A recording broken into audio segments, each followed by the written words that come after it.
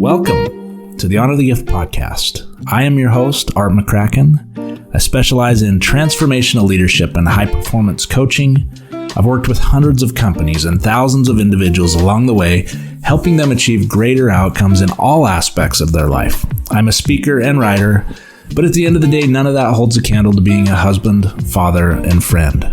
I believe the greatest gift in our mortal existence is the gift of choice. How we honor that gift will shape the eternities.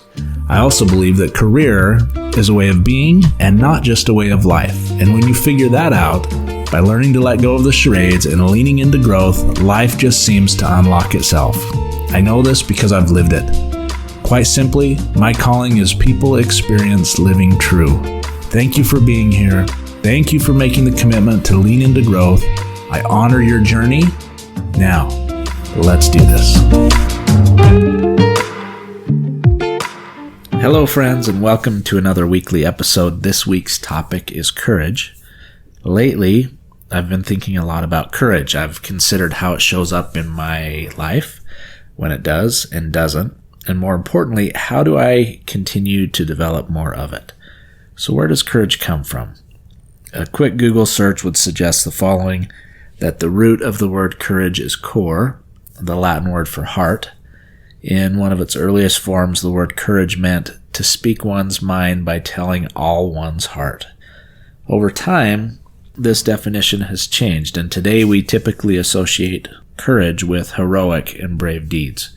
So, how do we start to gain more courage, more bravery, more action-based efforts, overcoming our fears? How do we gain more courage in our lives, not just in times of great trial, which seem to always elicit more courage, but also how do we gain more courage in the day-to-day? My personal belief is that the greatest act of courage for each one of us is when we exercise the courage to live true. The dichotomy of courage exists where external influences, love and trust, might strengthen one's ability to go into the danger, while at the same time the movement comes from an internal commitment to take risk in spite of the fear and repercussions of those external to us, even those we love and trust. That personal choice to go forward in spite of the danger is profoundly responsible for the providence we seek in our lives. I believe that lasting courage must come from within and practiced to sustain those lonely moments when we face the very personal and sacred opportunity of growth. But what happens when the fear is so great that we stall and we vacillate in choice? Brendan Burchard said of fear, "Outside of fears for physical health in dangerous situations, what we most often fear are three things. First, we fear loss pain, that by changing or advancing in our lives, we will lose something important to us. Second, we fear process pain, that the mere act or process of changing will be too hard for us. Third, we fear outcome pain, that all the effort we put into changing may not lead to a better outcome in our lives, that the grass might not be greener." Let me suggest 5 primers as you work to develop more courage in your life. Number 1. Identify and reflect on a time in your life where you felt most courageous. Think about that. Think about how you felt. What was it that required you to be courageous? What was on the other side of that courage? Number 2, are there areas in your life right now you know you could be stepping up? They require courage. They require an exertion of effort. They require going to a space that you don't want to go, but you know you need to. Number 3, is there anyone in your life you feel you should be more honest with than you have been to this point? Again, it will require a courageous conversation. It will require a courageous encounter, one that has risk, but one that is evidenced and found in living true. Number 4, if you had more courage today, what would you stop doing right now? Sometimes letting go of the comfortable, letting go of the habitual, letting go of the things that feel safe oftentimes require great amounts of courage. Number 5, if you had more courage today, what would you start doing right away? So again, those 5 questions: identify and reflect on a time in your life where you felt most courageous. Are there areas in your life right now you know you could be stepping up? Is there anyone in your life you feel you should be more honest with than you have been? Number 4, if you had more courage today, what would you stop doing right now? And number 5, if you had more courage today, what would you start doing? Hello, friends. Thank you for tuning in. Hope you're enjoying this week's episode.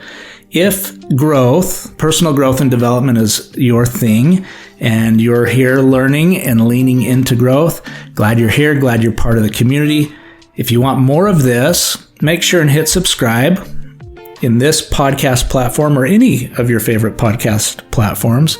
Search for Honor the Gift podcast and make sure and subscribe so that it shows up each week with new updates, new conversations, new learning, new ideas and concepts, again, to help us all in this journey we call growth and how we make it through life and the way that we show up for others. Also, if you are looking for more information, deeper dives into some of these conversations, and just an update to stay in the loop, you can always go to choiceisthegift.com and click on subscribe, where you'll be in the loop on things that are upcoming and more updates on this podcast.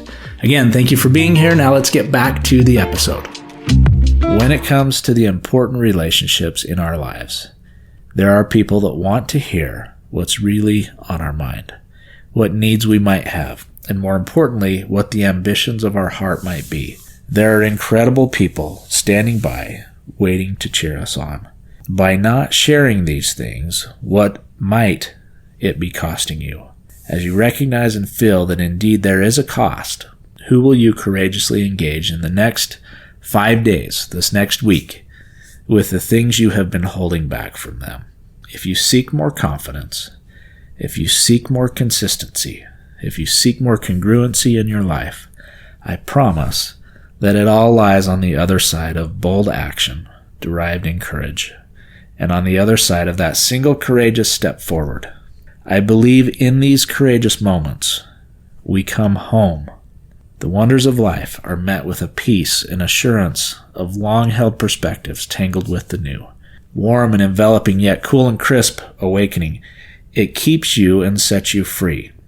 More music is felt between the notes than the chords being played. There's a silence, a quiet and soft hand laid upon your cheek saying hello, and a searing gaze and smile that pierces the soul. It's living, yet so ingrained and historic, walking and feeling everything flow through you. It's a living and breathing moment that captures and releases the soul. Everything stashed becomes a new treasure to behold. It's familiar. It's a splendid reunion. It's a soul-filled adventure, a world built for you. It's home. This is the opportunity found only in the courageous acts required for living true. Remember that growth is always a choice. Until next week, my friends, make it a great one. And remember to always honor the gift.